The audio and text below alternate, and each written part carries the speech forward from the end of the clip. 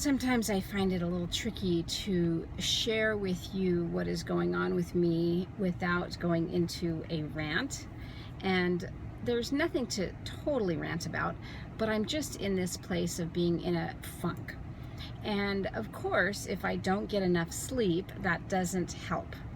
And at the same time, my feeling kind of crappy is what contributed to my lack of sleep.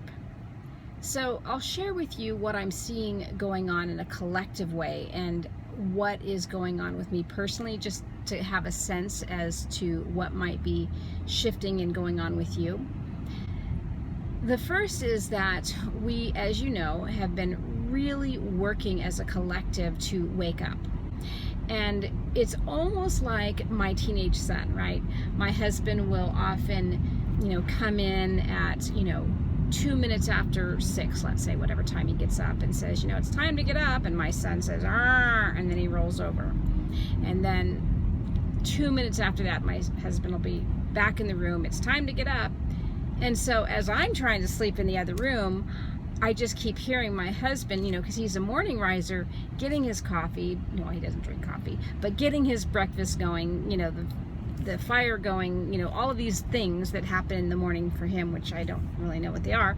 And meanwhile, just constantly, harassing my son to get out of bed. What it feels like to me is we are doing this in a very large way. Yes, we may have to be somewhere at a certain time, or we want to be on time for something, or we want to start our day, or there are things that we have to do. And yet, that desire, the yumminess of our warmth of our bed, or the slumber that we're in, or whatever, makes us feel a little too comfortable to get out of bed and start our day.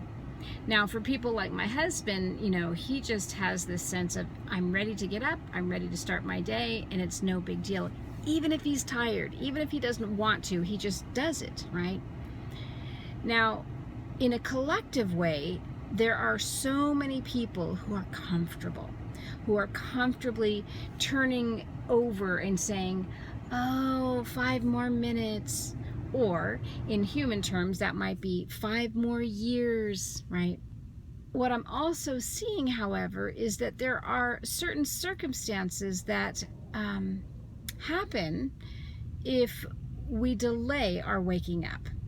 Now, we could choose to keep hitting that snooze button and put off what is inevitable and feel like we're really rushing, or that there's some issue now going on because now we really do have to get up. Or we can just move with it. My frustration, my, angst and all of this that was, driving me crazy last night was really based around this, I guess, resistance to waking up by our collective. And by no means am I the most awake person on the planet, and therefore I should tell everybody else it's time to get up. No. But what I do see is that the more we fight who we are, which is love, the more we create excuses for staying comfortable in our little, stupor, the more we create discomfort in a collective way for everyone. Now, we all have, a say in our reality. However, what I really want to iterate is that this is a collective reality, that we are collectively agreeing on certain parameters. And even though there are opportunities and potentials for us to say, hey, let's do this. Let's own who we are. Let's become the love consciousness that we are. Let's create beauty and truth and justice in the world. There is so much resistance. And that resistance comes from fear, but it also comes from just being comfortable.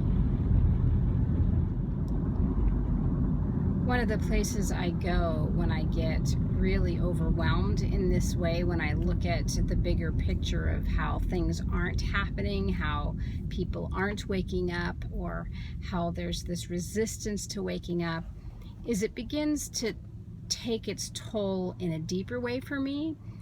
In other words, I get to that point of wondering, what am I doing? Why am I putting all this effort and energy into holding space for the collective to wake up, or for each individual client to wake up, or for me to contribute to the world in what I see as important and meaningful ways, by how I raise my children, by how I treat others, by how I live in integrity, when it doesn't seem to matter, when the world, the people, others, right, will do what they're going to do anyway, or still decide that they are going to let their fears navigate their living.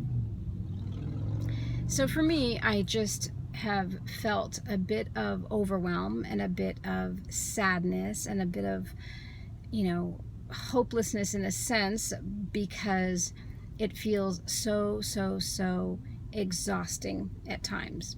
And of course, like I said, I'm tired, and that doesn't help. So for now, I'm going to try to chill out. I'm on my way to get a massage, and to be nurtured for the next hour will be really necessary. Here's the thing. My sadness and funk the other night was really about they. And I felt the we in that. The sadness was that I personally didn't seem to have any control over what they, the rest of our society, the rest of the world, is not willing or capable, let's say, of doing. Capable, I do believe. Willing, that's where I get frustrated. And the we came in when I experience my own resistance, when I experience my own,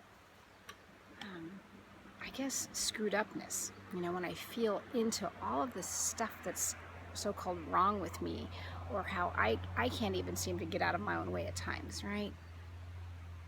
And so when I couldn't sleep, I was tossing and turning and frustrated and angry, and all this stuff was coming up for me. So I decided, okay, I just got to sit up and I'm going to meditate. And typically I don't spend time in meditation like that. So I sat up in my bed, put some pillows behind me, and just sank into this place of what was going on in that moment. And I took some deep breaths, tried to get centered. And of course, just being in the emptiness of meditation, if I'm feeling angst, didn't feel good enough. What I really wanted were answers. I wanted to know, what's going on here? What is this? Why am I getting myself upset over what everybody else is or isn't doing? Why is this affecting me so deeply?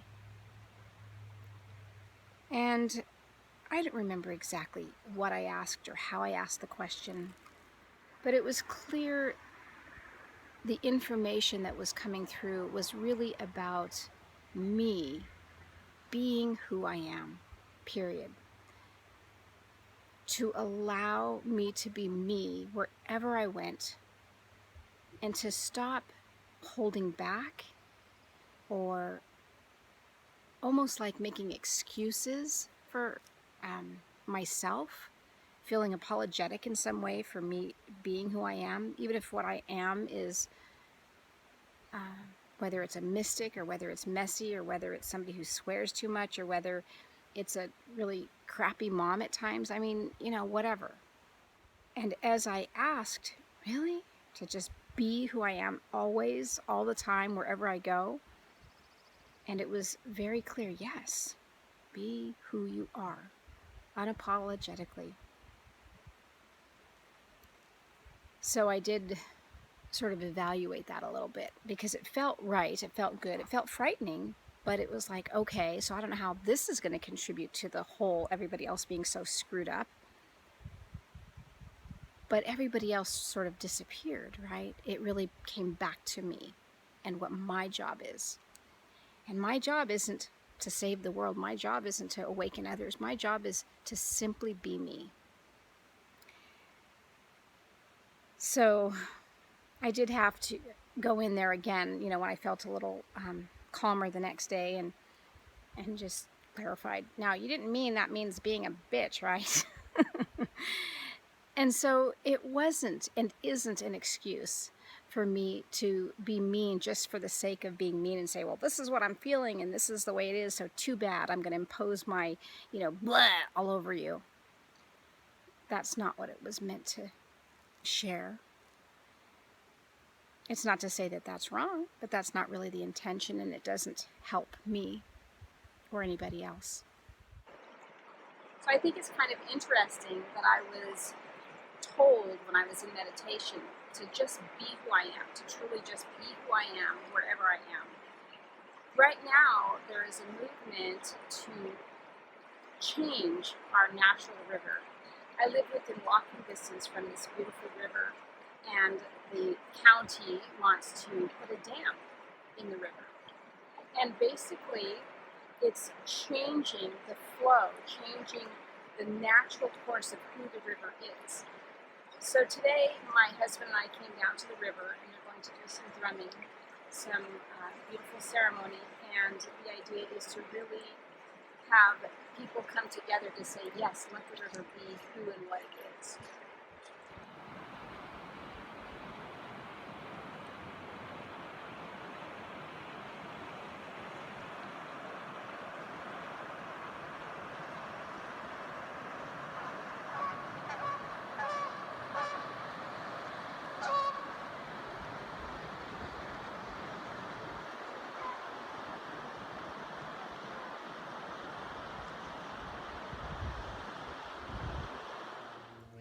Since I started the recording of the first part of this episode, I have had 4 or 5 different incidents where I have asked for and received support around this funk, around this issue, around all of this constriction that I was noticing.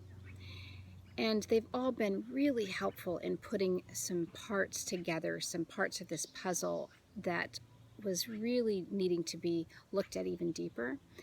And I know that each of my issues are all interrelated. So it's kind of like, okay, we look over here and we still come back to me. We look over here and it still comes back to me. I also know that whenever we are needing to see something, it can take a little bit more inquiry. It could take a self, meditation perhaps, but it also is helpful if we find people who we can trust, who can hold space for us. And thankfully, I have those people in my life. I also know that throughout this entire series of Whole Soul Revolution, I talk a lot about some fundamental things again and again and again, right? Be who we are, right? And yet it sounds so simple, but the reason I keep talking about it is not just because I keep facing those same issues of resistance within me, but because it is so key to finding who we are, to experiencing our truth, to tapping into our power, and to discovering and living our joy. One of the things I found as I was working with these people is, and discovered in terms of my own meditation and such, is my own discomfort, and how that is a place where I'm actually finding comfort in essence. That, in other words, I'm kind of miserably comfortable not being me, right? That in some ways I do it because it lets me fit in, that I won't be rejected, let's say, by others. And of course, that other piece, which most of us don't really like to admit, but that fear of my own power. And when I looked at it, it's like, what is that? What is that? And as I felt into it, it's like, yes, it's causing me all of this, what feels like constriction, and yet there's a comfort in that. So what I saw as I was looking at these issues is how not tapping into and experiencing and allowing my vibration, that true frequency of me to come through, which is ever expanding. So that's why I'm constantly talking about it, constantly exploring it, constantly hoping more and more of it, of this vibration of me that I come through, right? Trying to be as open to that experience as possible.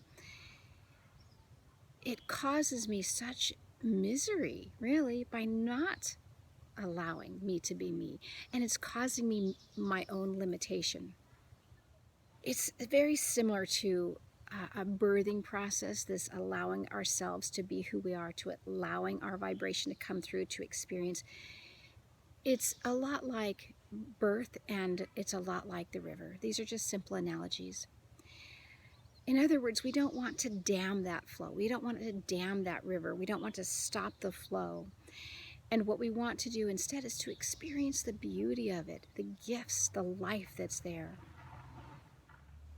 So for me, what I'm recognizing is that birth, yeah, it was actually pretty easy, even though all my births were very unique and, all of that, that the reality is what made it so-called easy for me was that I wasn't fighting the birth process. Yes, there was pain. Yes, there was expansion and contraction. Yes, there were these things that came up during the birth that would be like, oh no. And yet, as I sunk into that birth with my children, I could experience the beauty of it, tap into my breath, tap into moving through this experience with as much grace as possible. So again, if we can all bring to our consciousness that no, it's not going to be easy all the time, and there are these incredible, beautiful moments in the whole process, if we can really tap into those moments and breathe with it and allow our frequency of who we are to come through us, then not only will it start to be a force, a powerful force in our world, a beautiful, powerful force, but it can really change and impact these areas where we find so much limitation. I'm inviting you to, let's keep doing this. Let's keep experiencing our power. Let's keep allowing our truth to come through, that frequency of who we truly are to come through. And let's continue to strive for joy together.